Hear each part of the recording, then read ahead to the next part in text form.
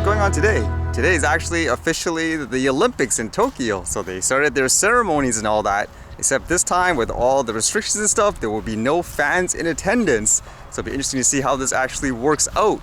They must be losing a lot of money from this too, because I know a lot of places they want to host it in terms of cities because it'll bring in so much tourist revenue and all that. But with all the shutdowns and restrictions, just imagine all that money you invest into all this infrastructure and stuff like that. I know many times for athletes, they feed off the energy from the crowd. It kind of gives you that adrenaline and all that. So it will be actually interesting if that affects performance. Or at the same time, maybe there's people who prefer, I guess, peace and quiet. There's often high security in place with huge events like this. So whether it be things like drone restrictions, no fly zones. I know they actually have like a drone show there. But I guess across the world, how about this one where a drone was carrying a bunch of bombs and stuff like that apparently. This one says, packed drone with almost ready to be used, 5-kilogram IED shot down near Jammu. Drones have been repeatedly spotted in the region since June 27th when a drone was used to target the Indian Air Force base in Jammu with explosives last month. According to this, it was a Pakistani drone and it says it was carrying a quote, almost ready to be used 5-kilogram improvised explosive device and it was shot down. Would you actually worry about this thing blowing up if you actually shot it down, or does it have to be detonated with some kind of remote, for example? And it says here, the design of the string used in such drones to drop the payload and threads recovered from the crater caused by explosions at the Indian Air Force sanctioned in Jammu on June 27th are the same, they added. We have recovered the same threads and it is now confirmed that a similar drone had dropped the payload at IAF station. I was thinking too, just because so many people are scared of drones regardless if it's like a toy, there's a huge difference between seeing something like this in the sky and a smaller one people use just for things like cinematography or maybe FPV flying or something like that. This, I would understand if people are freaking out and running away. Ultimately too, with this example, it comes down to developing things like countermeasures, how to deal with it when you see stuff like this.